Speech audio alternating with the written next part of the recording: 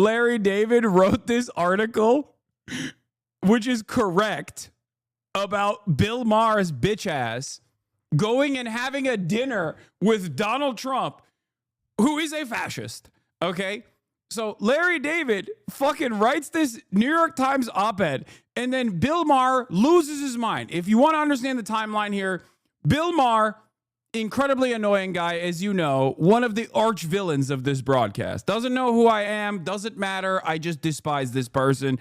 He is basically everything that I hate about liberalism wrapped up into one annoying, smug, entitled asshole package with a shit ton of alcohol that is like basically on an IV drip on his fucking arm.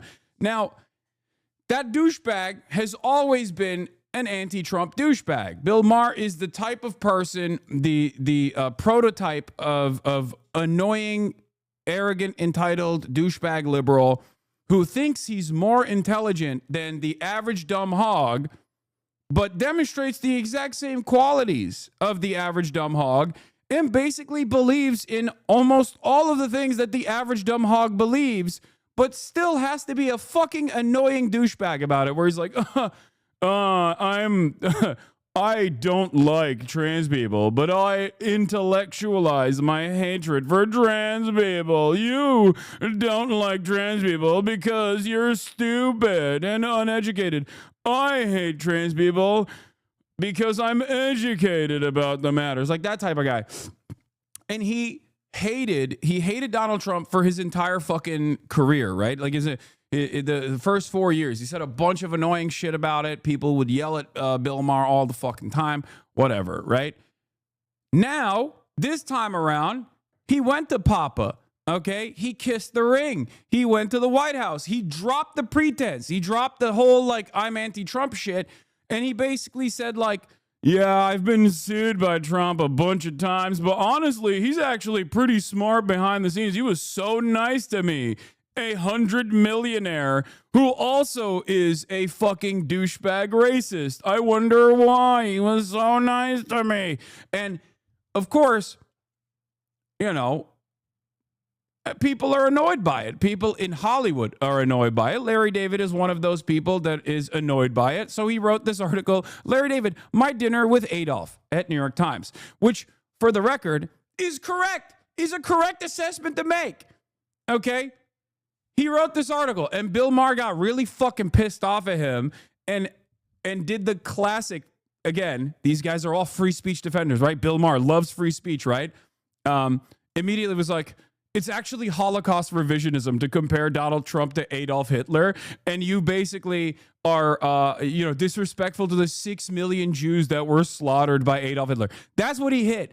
He hit the this is disrespectful to the victims of the Holocaust line so fast in a conversation that he was having with, I forget who he was talking to. I think was it some right-wing guy that he was talking to?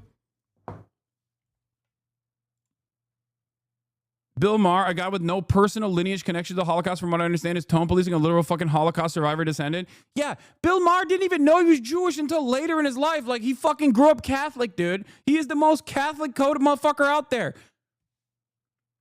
For the record, just so you know, he's Mr. Religulous. I hate all religion. I'm an atheist, by the way, and I like to smoke weed. Have I told you I like to smoke weed? Oh, it was him talking to fucking... Yeah, I didn't even know he was Jewish until like a couple years ago. Yeah, he grew up thinking he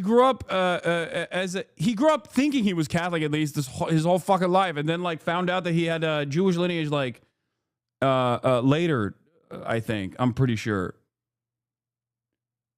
Seriously, I always thought he was Jewish. Bro, he has, first of all, that's anti-Semitic. Okay? No, if you look at his energy and his vibes, he has the most annoying douchebag Christian pompous know-it-all attitude. Okay? No. there's a very different vibe to. I literally did not know that he was Jewish until recently, or at least has like Jewish lineage, and I was shocked when I found out. He just has the most waspy attitude. I don't know how to describe it, even though he's not a wasp. He's a fucking Catholic. But like he has the waspiest attitude. That's it. That's like he sounds and behaves exactly like an annoying, entitled, arrogant, northeastern wasp know-it-all who thinks he knows better than you about everything, even though he is a fucking moron. Okay?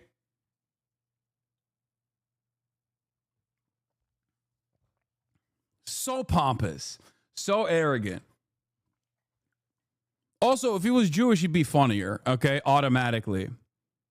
That's it. That's the other side of the equation. Like, he's just so unfunny that I think it's fucked up and disrespectful to American Jews to say Bill Maher is an American Jew. Okay? You can't make that joke? Well, I just did. Okay? Shut up. So, of course, Bill Maher himself has compared Trump's children to Nazis, obviously, because that's, classic, right? Classic. I mean, this was back in 2016.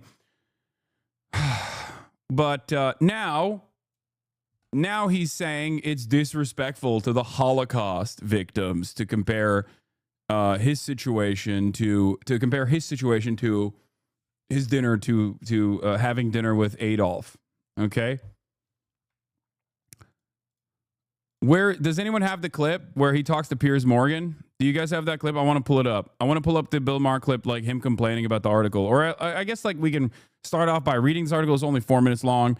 Larry David says, imagine my surprise when in the spring of 1939, a letter arrived at my house inviting me to dinner at the old chancellery with the world's most reviled man, Adolf Hitler. I'd been a vocal critic of his on the radio from the beginning, pretty much predicting everything he was going to do on the road to dictatorship. No one I knew encouraged me to go.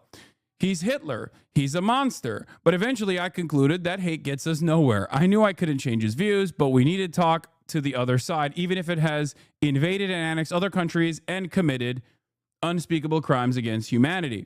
2 weeks later, I found myself on the front of the steps of the old chancellery, and I was led into an opulent living room where a few of the Fuhrer's most vocal supporters had gathered. Himmler, Goering, Leni Riefenstahl, and the Duke of Windsor, formerly King Edward VIII. We talked about some beautiful art on the walls that had been taken from the homes of Jews. But our conversation abruptly ended when we heard loud footsteps coming down the hallway. Everyone stiffened as Hitler entered the room. He was wearing a tan suit with a swastika armband and gave me an enthusiastic greeting that caught me off guard. Frankly, it was a warmer greeting than I normally get from my parents, and it was accompanied by a slap on my back. I found the whole thing quite disarming. I joked that I was surprised to see him in a tan suit because if he wore that out, it would be perceived as un-Fuhrer-like. That amused him to no end, and I realized I'd never seen him laugh before. Suddenly, he seemed so human. Here I was prepared to meet Hitler, the one I'd seen and heard, the public Hitler. But this private Hitler was a completely different animal. And oddly enough, this one seemed more authentic, like this was a real Hitler. The whole thing had my head spinning. You know what's really funny about this? It is verbatim the Bill Maher monologue, and he just changed out the names of the people and the way that Bill Maher reflected on his meeting with Donald Trump with Adolf Hitler and his cadre of freaks. That's it. This entire op-ed is just literally bar for bar what Bill Maher said about meeting Donald Trump. Let me read that. Yeah, and he had a convo with Piers Morgan here. We'll take a look at that, of course. Bill Maher talking about his dinner with Trump at 8:30. And then afterwards, we'll get to the Larry David piece that he was upset about at 11:30 in that video. But he said he was starving and led us into the dining room where he gestured me to sit next to him. Goering immediately grabbed a slice of pumpernickel, whereupon Hitler turned to me, gave me an eye roll, and then whispered, "Watch. He'll be done with his entire meal before you've taken 2 bites." That one really got me. Goering, with his mouth full, asked what was so funny, and Hitler said, "I was just telling him about the time my dog had diarrhea in the Reichstag." Goering remembered. How could he forget? He loved that story, especially the part where Hitler shot the dog before he got back into the car. Then a beaming Hitler said, hey, if I could kill Jews, gypsies, and homosexuals, I could certainly kill a dog. That certainly got the biggest laugh of the night. And believe me, there were plenty. But it wasn't just a one-way street with the Fuhrer dominating the conversation. He was quite inquisitive and asked me a lot of questions about myself. I told him I had just gone through a brutal breakup with my girlfriend because every time I went someplace without her, she was always insistent that I tell her everything I talked about. I can't stand having to remember every detail of every conversation. Hitler said he could relate. He hated that too. What am I, a secretary? He advised me. It was best not to behave anymore. It was best not to have any more contact with her, or else I'd be right back where I started, and eventually I'd have to go through the whole thing all over again. I said it must be easy. It must be easy for a dictator to go through a breakup. He said, you'd be surprised. There are still feelings. There are still feelings. That really resonated with me. We're not that different after all. I thought that if only the world could see this side of him, people might have a completely different opinion. 2 hours later, the dinner was over, and the Fuhrer escorted me to the door. I am so glad to have met you. I hope I'm no longer the monster you thought I was. I must say, mein Fuhrer, I'm so thankful I came. Although we disagree on many issues, it doesn't mean that we have to hate each other. And with that, I gave him a Nazi salute and walked out into the night. So he basically just said, he basically just wrote this article. It's a satirical op-ed talking about, comparing Bill Maher's experience normalizing and like defending Donald Trump to Bill Maher doing this for Adolf Hitler, right? And that's an understandable comparison to make. It's one that Bill Maher has made time and time again. And especially in his second term, if you guys remember, if you were in here in the first Trump tenure, I said over and over again that he was a proto-fascist, that he wasn't a full-blown fascist, that he did not have the ideological motivation to implement fascist policies, even though there was a lot of white nativist policies that he implemented.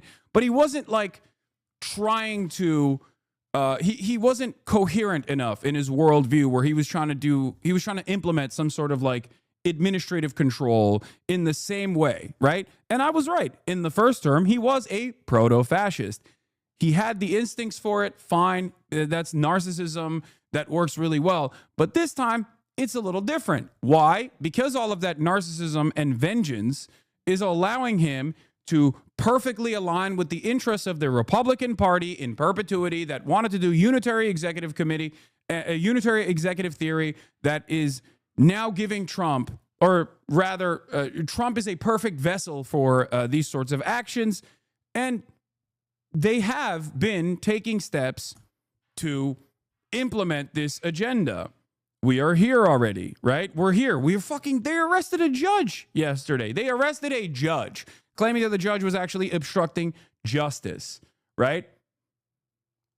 So TMR played this clip today from 2018 at 6:27 of Bill saying the exact same thing to Geraldo. Where is it? At 6:27? Oh, they're both. Trump is my friend. I've known Trump for 40 years. I don't have to. I don't have to. He didn't. So did Trump. He didn't. So did Trump. I interviewed Trump about OJ. He didn't during remain the my trial. friend when I felt he had a certain moral lapse. Well, in my family, my wife agrees with you. She doesn't like his policies on so many things that I already listed, so she just can't stand the guy. I'm different. I can separate the man who's always been gracious to me, always been nice to my family. We were on Celebrity Apprentice together every day for 6 weeks. I've known him really through every aspect. Shit. He's running the world now. What does that matter that he was nice to you at Thanksgiving? I'm not trying to be an asshole to you. You're a smart guy. This befuddles me. I looked up to you. If you don't look up to me because I'm still friends with the President of the United States, then shame on you, not on me. I don't look up to you because the President of the United States is doing the things that he's doing. Who liberated the developmentally disabled? I mean, seriously. Who stood shoulder to shoulder with the GIs in all of those places? Yeah, so he's a hypocrite. We know that already because Bill Maher got access this time around. This is from 7 years ago. Remember, April 6, 2018. Now Bill Maher is doing the Geraldo Rivera take, ironically enough. And it's actually really interesting that he's doing it right now because Trump is even worse than he was the last term. Trump is worse than he was the last time around. This isn't to say that he was fine the last time around. I think the comparisons of Trump being a fascist or comparisons to Adolf Hitler were perfectly apt even back then. But it is hilarious to me. It is hilarious to me that he is now he's now watched this administration become even more competent. Okay? As his popularity is cratering due to a multitude of different fucking reasons. And Bill Maher's like, now is my time. Now is my time to shine. I will defend him from the reasonable center.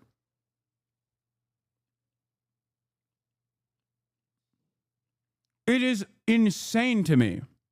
Do you have the Zaid thread? I want to see the Zaid Jilani thread of Bill Maher calling Trump Hitler over and over again.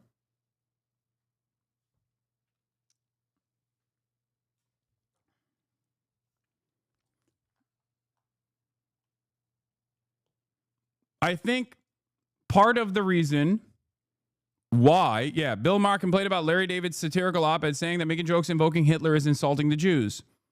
Now, there are a million different instances where the human version of fucking Brian Griffin, Bill Maher, actually that's an insult to Brian Griffin, I'm not going to lie, but Brian Griffin's human version, I guess, but a significantly worse version of Brian Griffin, has made these comparisons, okay? He's made these comparisons and a lot more.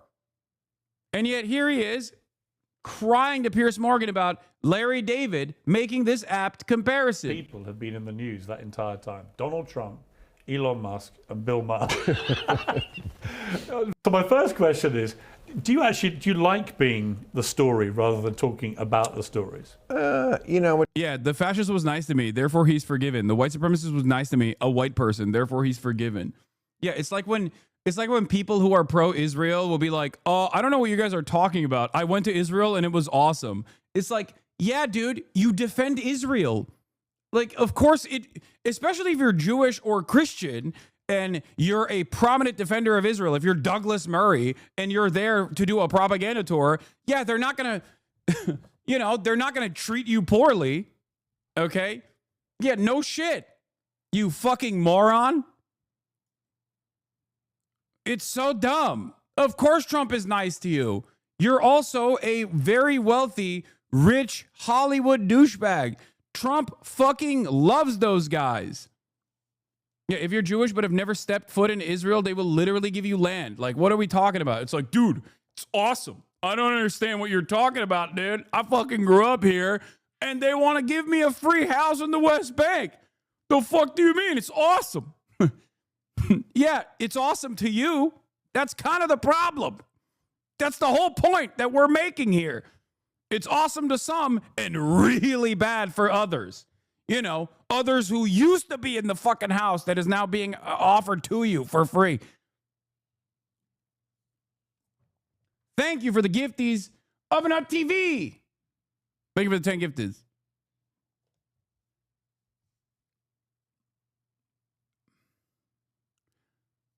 What comes with the territory, I never try to do that.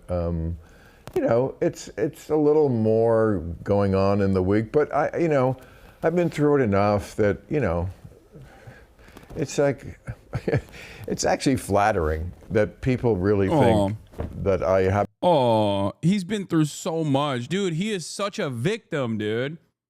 He is such a victim, dude. He is, God, society will never live down the shame of harming this beautiful man over and over again. Oh, it's flattering. Everyone's shitting on me for being an annoying little douchebag.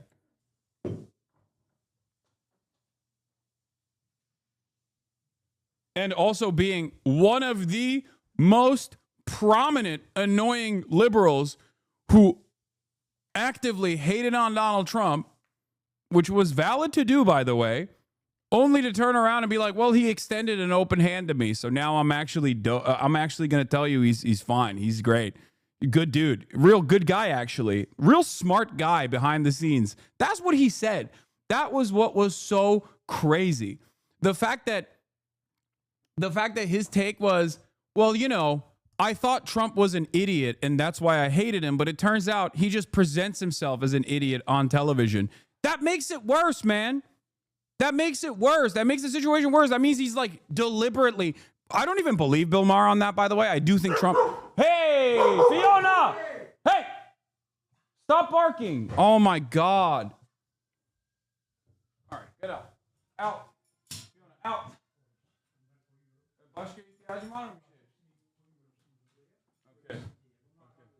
Okay.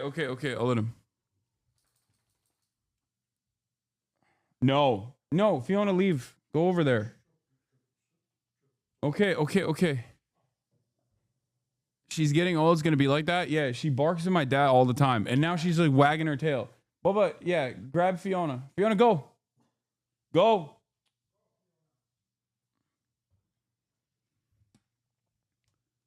Why are you so mean to Fiona? You should see the way Marat handles it. We don't want her barking at my dad all the time. I don't know why. Yeah, Trump did sue him. Sudden barking out of nowhere pisses me off so much because it gets my heart going. Yeah, it scares the shit out of me when she does it. Anyway, where was I before my dad came in?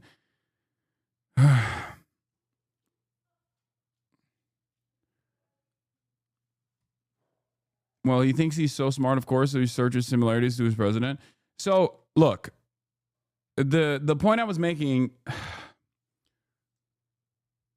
glazing Bill Maher, I was not glazing Bill Maher. Bill Maher's pivot to Donald Trump.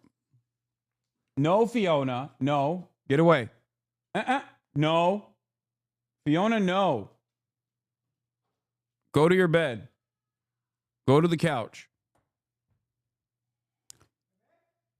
Oh gosh, she's gonna. No, Fiona. Fiona, no. She's trying to push through the gate now. She's literally trying to push through the gate. She's like, oh no, I have to come in here. Okay. Fiona, go to the couch. Baba chadar misanoreya. Go. Fiona, go. Go. No, go.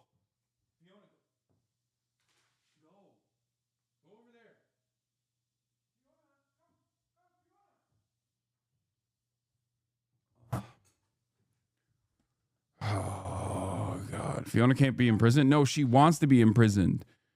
She wants to be in prison. Anyway, my point that I was trying to make was this, okay? Trump being intelligent behind closed doors or being incredibly stupid behind closed doors doesn't matter. Trump's actions and the implementation of his agenda is what matters. The impact of the president's actions is what matters. George W. Bush was a moron. George W. Bush also is one of the worst presidents in American history of all time. A global destabilizer. Did he make those decisions personally? No. Dick Cheney did. We all know that. But it does not matter.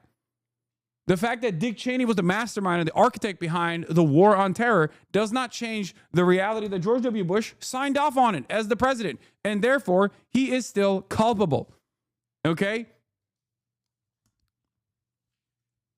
And what's frustrating about Bill Maher is like, he's like, oh, well, you know, he made it seem as though the optics were the biggest flaw for Donald Trump. The biggest reason as to why Bill Maher does not like the biggest reason as to why Bill Maher doesn't like Donald Trump is because he thought he was like an incompetent fool. And he said he was going to continue criticizing him. But it's like, you know, it rings hollow when you say, well, he was nice to me. And I was shocked by how nice to me he was. We know Donald Trump likes Hollywood. Okay, we know that. We know that's a major motivator. And you are the manifestation of liberal Hollywood. Donald Trump has always had deep resentment towards the liberal elite, not because the liberal elite have destroyed the country, but because the liberal elite always refused to entertain Donald Trump as one of them. That was the major point of contention for Donald Trump. That's why he hates the liberal elite so much. No, Fiona. Oh, my God. But it doesn't end there. It does not end there, okay? Your hair looks amazing today. Thank you. somehow I'm this important, which I plainly don't.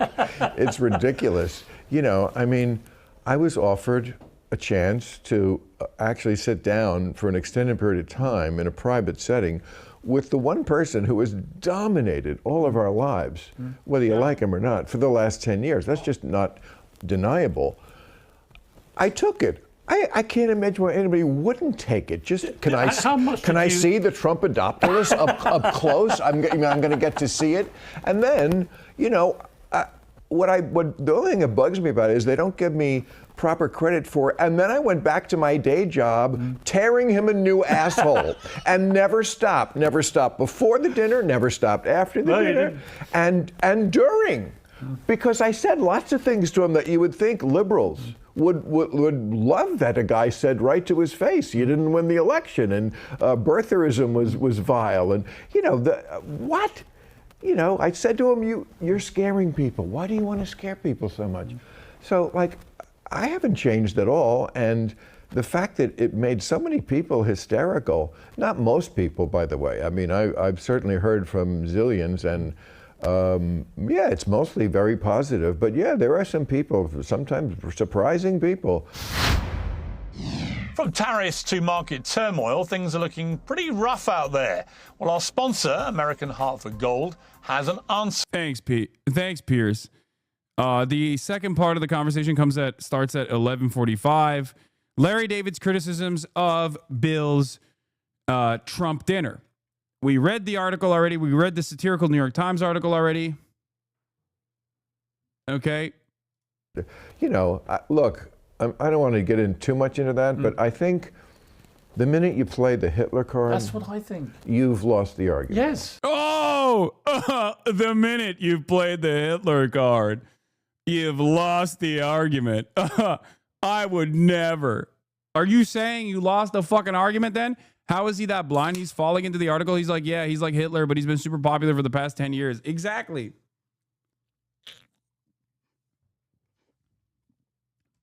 Everything I don't like is Adolf Hitler. Dude, what is the point?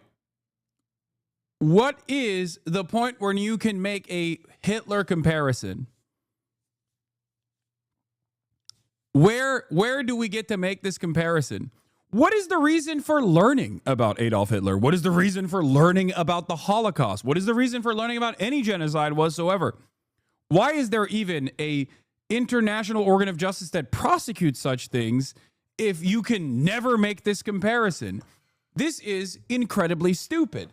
It is an incredibly stupid argument to make. The entire purpose of learning about the Holocaust and learning about Adolf Hitler is so you can make this comparison when that comparison is valid. Okay? For Donald Trump, especially in the second term, what more do you need to see? This is a country that at least had a crumb of liberalism in terms of protecting First Amendment rights, allowing people to have freedom of speech, free association, free expression, free press.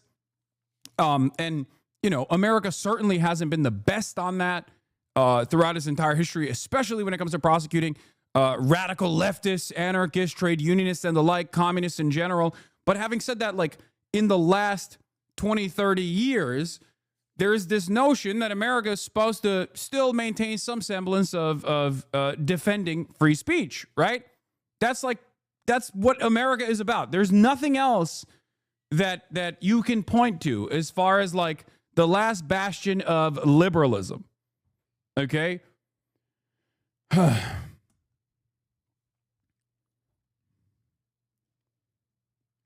Free speech and due process. Those are the two good things.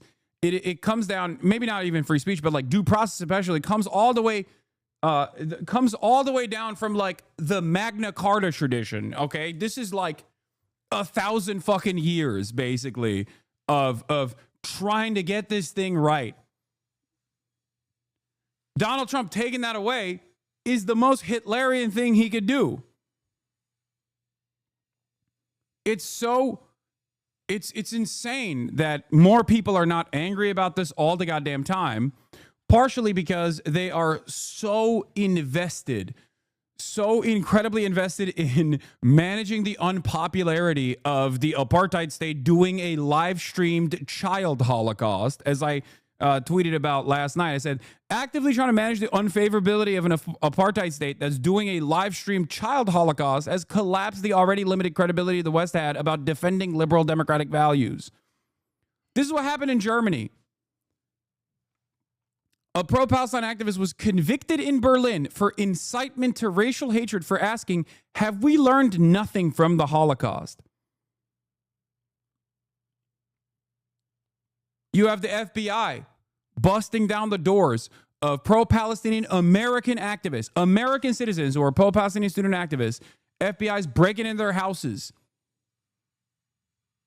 You have the State Department revoking people's visas left and right, trying to kickstart a deportation process for them for the crime of writing a student newspaper article about Israel. Not even about America, just Israel.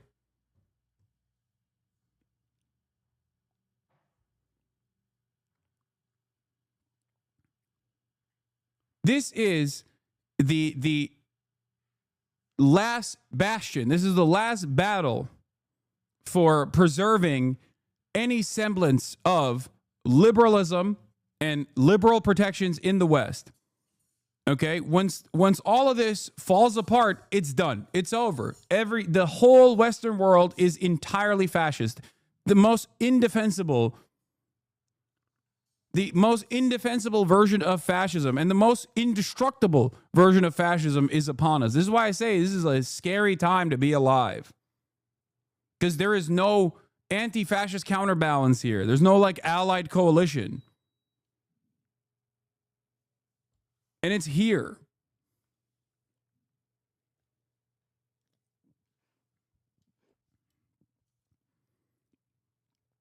And of course, people will say, this was happening for quite a while, and I understand that. I am an anti-capitalist in the United States of America. This accelerated post 9/11, but it existed before 9/11 as well. But it scales upwards, okay? It is an unstoppable force unless someone just says, we're done with this. We have to go back. We have to return to the tradition of liberal democracy, at least theoretical liberal democracy. Do you understand? Because throughout time, we've had the McCarthyist trials, we've had purges, we've had internment camps for the Japanese during World War II. We've had dark moments in recent U.S. history as well, right? That's true. But all of those dark moments have marginally moved the needle in this direction to finally get to a position where someone who has the motivation, and the Trump administration certainly has that motivation, to just completely rewrite this fundamental principle. And once it's rewritten, once that precedent is set, it doesn't matter how you open that door. It can be over Israel. It can be over anti-Semitism. It can be over whatever you want to have that conversation over. But once that precedent is gone, once that legal protection is gone, once due process is gone, it is impossible.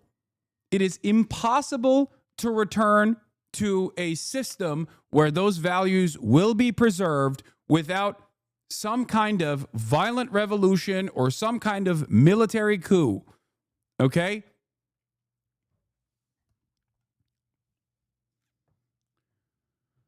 So the fact that people are sleepwalking towards this, the very fact that people are sleepwalking through this entire process, where this administration is taking some severe actions against the First Amendment in broad daylight over and over again, and couching this under immigration enforcement, or national security concerns, and the Democrats are not making a bigger fuss out of this is psychotic to me. The fact that you have assholes like Bill Maher also running around and talking about how great Donald Trump is and how nice of a guy he actually was to him is doubly insane. This isn't fear-mongering. This is telling you what is going on. It's not fear-mongering at all. Fear-mongering would be if I was a right-wing person and I was talking about how they're going to black bag us and put us in FEMA facilities for saying that Barack Obama is actually a Muslim agent.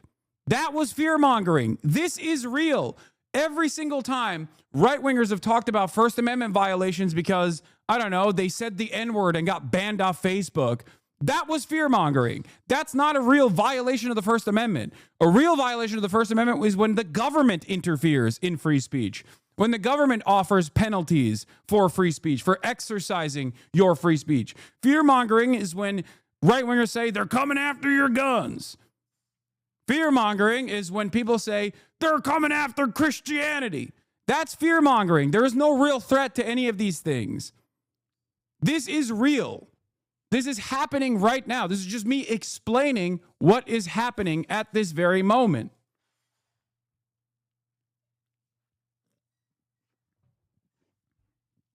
So if you feel fear when you understand the things that I'm saying, my warnings, if you heed my warnings and you feel fear, that means you recognize the damage and you recognize the potential long-term impacts.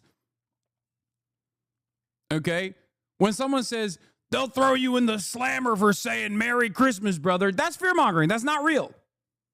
Do you understand? That's not a real thing. That's not happening. You're just making that up. But when you say what is currently taking place, someone got black bagged in the middle of the street by plainclothes ICE officers for the crime, in air quotes, of writing an article that criticized a foreign nation.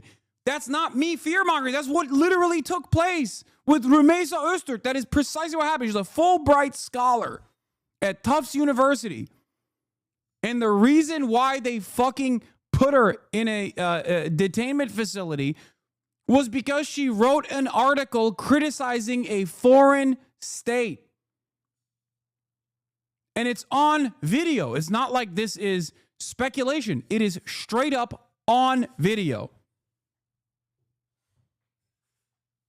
Yeah, you can't say we are crying wolf if there is a wolf in front of you, okay, and the wolf is howling, and you see the wolf on tape, on video, then there is literally a wolf there. You're not just crying wolf. There's a fucking wolf. I'm pointing to the wolf. And also, I must say, you know, come on, man. Hitler, Nazis, nobody has been harder about and more prescient, I must say, about Donald Trump than me. I don't need to be lectured on who Donald Trump is. Just the fact that I met him in person. Well, it seems like you do need that. It seems like you need that, considering the commentary that you engaged in. Didn't change that. And the fact that I reported honestly is not a sin either. But, you know, to use the Hitler thing, first of all, I just think it's kind of insulting to 6 million dead Jews, you know, who, like, that should kind of be in its own place in history. Oh my God, Holocaust exceptionalist Bill Maher talking to a person who is a direct descendant of Holocaust survivors. Shut the fuck up, dude. Oh my God. Oh my God.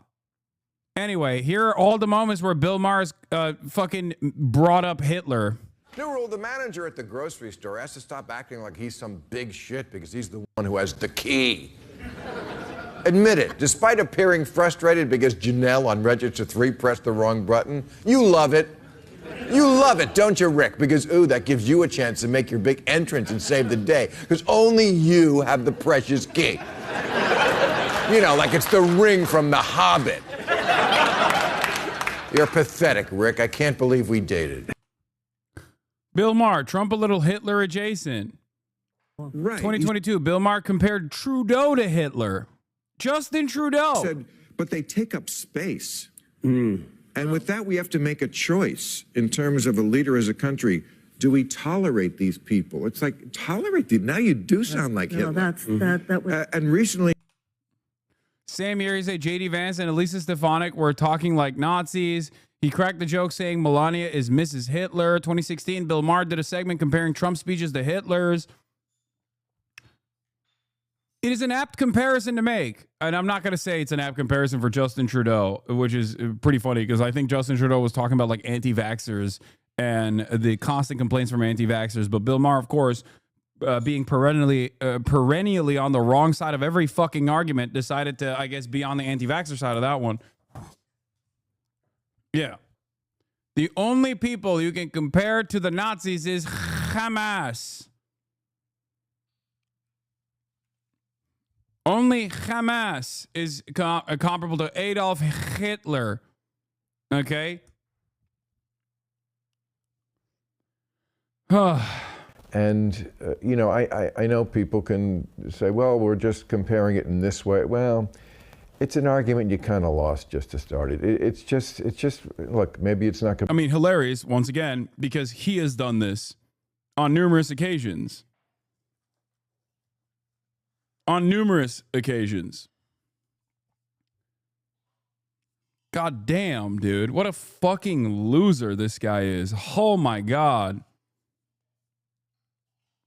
Hitler comparisons can be apt or can be ridiculous. Holocaust comparisons can be apt or can be ridiculous. Okay? I'll give you an example. Something that I saw from former, I think, the former ambassador to Israel, David Friedman. Okay? Hold on. Where is it? We can make these assessments on our own. Okay? Served as U.S. ambassador from 2017 to 2021. David Friedman. He posted this.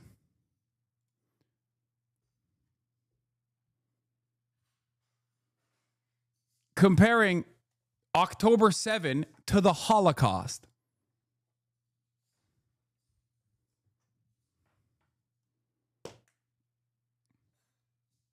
Insane. There is an apt comparison between October 7 and the Holocaust.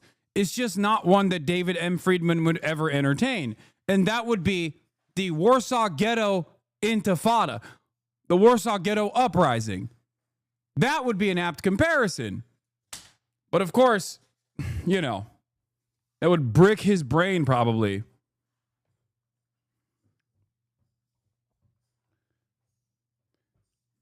So here's an example of a ridiculous comparison, a laughable comparison, which David M. Friedman defends by saying, sometimes I'm just embarrassed and mortified by the ignorance and malice of those who troll me. Seeing the Auschwitz tattoo on the left arm below, some morons think that they've discovered a rebuttal to the indisputable fact that about 1 million Jews were murdered at the Auschwitz death camp. They think it's a 5-digit number means that there can be no more than 100,000 victims. Well, folks, here's some uncomfortable history for you. The numbers were assigned only to those who were placed on work details, which is why most survivors have numbers on their arms. The vast majority of the Jewish victims were sent immediately for what they were told were disinfecting showers. Those showers sprayed deadly gas, causing their asphyxiation, and their lifeless bodies then were shoveled off to the crematoria to be reduced to ash. Sorry, morons, to pour cold water on your brilliant discovery. Here he is responding to Holocaust deniers that are clowning on him, I guess. Okay? The irony, of course, is that this mechanized death and destruction from a far more powerful fucking state apparatus is ironically closer to what Israel has been doing for the past 76 years than the organic, spontaneous militancy that has developed as a consequence of said apartheid and said genocidal settler colonial regime. But good luck. Good luck explaining that to anybody who's like, nah, I'm pro-Israel. Doesn't fucking matter to me.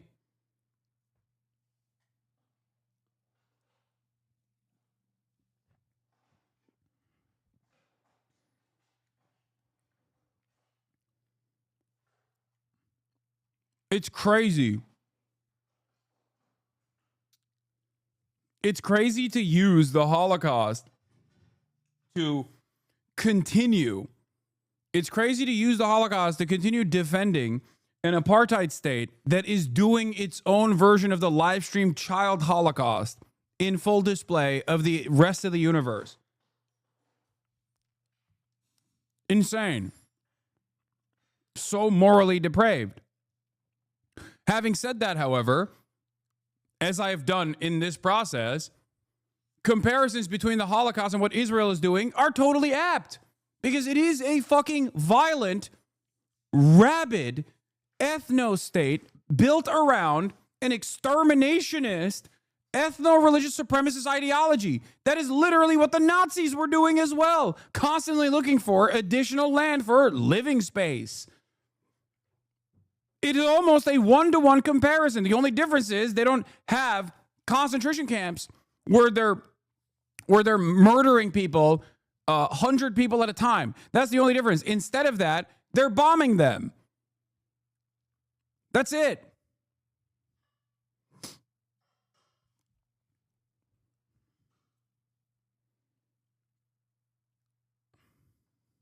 Completely logically fair, but Hitler has really kind of got to stay in his own place. He is the goat of evil, and we're just going to have to, I think, leave it like that. So, you know, did I think that was appropriate? No, but people have the right to.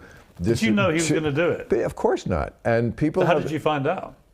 You know, my publicist said, this is going on today, and you should know it. And I was like, oh, okay. You know, I mean. Have you had any contact with him since? No. And that's okay. I'm the real victim here.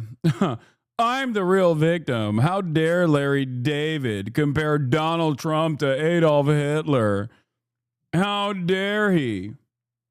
I'm Mr. Free Speech, but I loved hanging out with the guy that is finally delivering the death blow to free speech as it stands in America. Remember how intellectually and morally bankrupt all of these fucking supposed free speech defenders are. Remember that. These are all free speech defenders, chatters. Remember that. From Bill Maher to Ben Shapiro to Barry Weiss to all of these right-wing commentators that were supposedly for free speech. Every single one of them is an intellectual fraud. Every single one of them has demonstrated their moral depravity. Because right now, Asmongold, another great example, okay? Every single person that has been like, I love free speech, turns out the only reason why they quote-unquote love free speech was to defend people saying hate speech. That's it. Nothing else. Nothing else. When the moment came, and in broad daylight, the administration decided to take action against people exercising their First Amendment rights to criticize not even the United States of America, but a fucking foreign nation, calling out the atrocities, and all of these dipshits are quiet or championing it. They're either not saying anything about it on purpose because they know how hypocritical it looks, or they're championing it without even caring about how hypocritical it looks. Okay, look, my whole reason to go to the White House, you know, I said it right at the beginning of the speech I made about it, was, you know, talking to Kid Rock right here, and we were just like, there's got to be a better way than just hurling insults from 3,000 miles away. I mean, maybe, you know, nothing will come of this, but what I know nothing will come from is pretending to ignore the person who has all the power. Democrats have no power. So to think that your method of running out of the room screaming, I'm not talking to you, maybe my thing has a 1% chance of succeeding. Yours definitely has zero. Not zero. And the final thing I'd say about the Larry David thing is I read it and I was just like you. I find it really strange because, like, it's not like, dude, it's not like he had that conversation and, like, convinced Donald Trump to not do some of the things that he's doing. Like, you have to look at this. You have to look at what took place here. Bill Maher going and visiting Donald Trump and having this, like, back and forth and whatever. And then the aftermath of that back and forth, like how he accounted that or recounted that experience, right? In that process, who won? Okay, who gained more out of that? If Bill Maher seemingly cared about upholding these, like, liberal values, for example, okay, did he get anything out of that other than, you know, having direct access to Donald Trump? No, He didn't get shit out of it. It's not like he was able to convince Donald Trump to stop, I don't know, deporting people.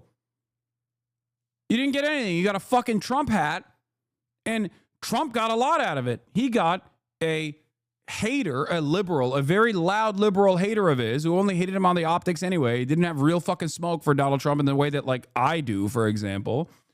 He got that guy to turn around and say nice things about him. So you got duped by a moron, is my point. Like, that's what's so crazy about it. This guy is not the most brilliant guy. You understand? Donald Trump is not the most brilliant guy at all. He's constantly getting duped. He's getting duped by people in his immediate orbit. He's getting duped by China. He has he got duped by Vladimir Putin, famously, where he thought that Vladimir Putin actually cared about him. I guess that's why he said, "Vladimir, stop! Putin, stop!" Yesterday, this happened yesterday. And Bill Maher, in all of his seemingly intellectual superiority complex, in all this time, Bill Maher thought he was intellectually superior to Donald Trump and Trump supporters. And it turns out that fucking dumbass was able to dupe him in the same way that others have duped that dumbass. What happened? How'd this happen? The moment I saw Hitler... Yeah, okay. And then the rest of it is just like complaining about Adolf, okay? But yeah. So Larry David writes this article. He fucking complains about it, even though he has time and time again made this exact same comparison. And then, of course, all of the Israel defenders have been running around chirping since then, saying Larry David hasn't once said anything about the hostages. Fatlow's mad. Proper mad at Larry David. Proper fucking mad. Not Larry. I'm so mad. I've shorted my pants. I thought I was Fatlow. Turns out it was Shatlow. Yeah, I'm using her hate name. I'm pretty sure it started with this fucking TikTok. Let's take a look at this. Yeah, here. This message is for Larry David, and if you're not Larry David, please keep on scrolling. Larry, the fact that you have not... This is so funny because this, like she is a Curb Your Enthusiasm character. This is what's her name? This is literally the wife. Come on. Chat. What? Yeah, Susie, exactly. This is just a Susie archetype, okay? Larry, you haven't said a single fucking thing about the hostages, Larry. Don't you know? You have to side with your tribe. These people don't care about you, Larry. You fucking asshole. You bald fuck, Larry. You sick fuck.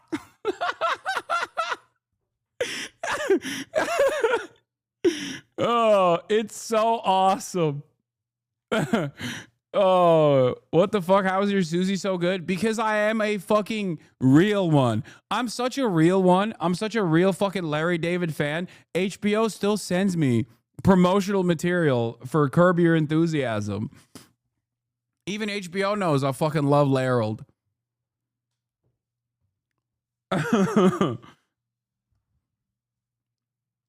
said a word about the atrocities of October 7th. Not a word about the... This literally is a Curb bit. I'm losing my mind.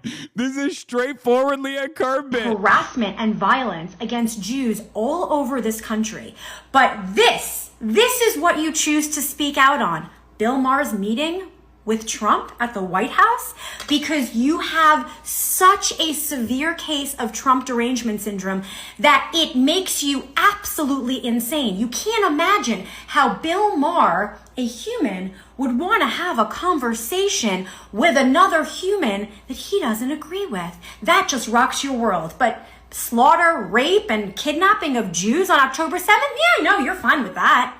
Trump is the same as Hitler. Yeah, totally different behind the scenes, different personality, but just the same. I mean, you should be ashamed of yourself. This is exactly what is wrong with liberal Jews who put politics before existence. Okay? So if you're not Larry David and you watch this, thank you for watching and please share it. But if you are Larry David, I hope you will seriously consider your role in the demise of Jewish civilization. It's so good. Come on, dude. Look. All I'm going to say is this. Palestinian chicken episode aside, I think Larry David probably is not an anti-Zionist, okay? And I say this as someone who is a firm and committed defender of Larry David, as someone who is a major fan of Larry David, as someone who has talked about how Larry David is incredibly important, like a formative comic in my development, okay? But Larry David also fucking probably is super annoyed. probably is super annoyed with this type of commentary, okay? So I feel like the more he has most likely encountered this sort of commentary in his personal life, and I'm being very parasocial when I say this, the less likely it is that he will say anything that is even remotely fucking pro-Israel, because he is a diehard liberal at his heart. This is some of the same exact motivations that I think, maybe not to the same degree, but like it's the Bernie Sanders phenomena. You know what I mean? He says liberals out of shit from the main stage where people are like, dude, what are you saying? What do you mean Israel has a right to defend itself? But you never see him take action against the pro-Palestinian side of the conversation, and he doesn't spend any time on that. And as a matter of fact, he highlights the pro-Palestinian side of the conversation. But you know, his own personal contradictions are still obviously there. Okay? It's because Larry David most likely, you know, understands that this is an indefensible position.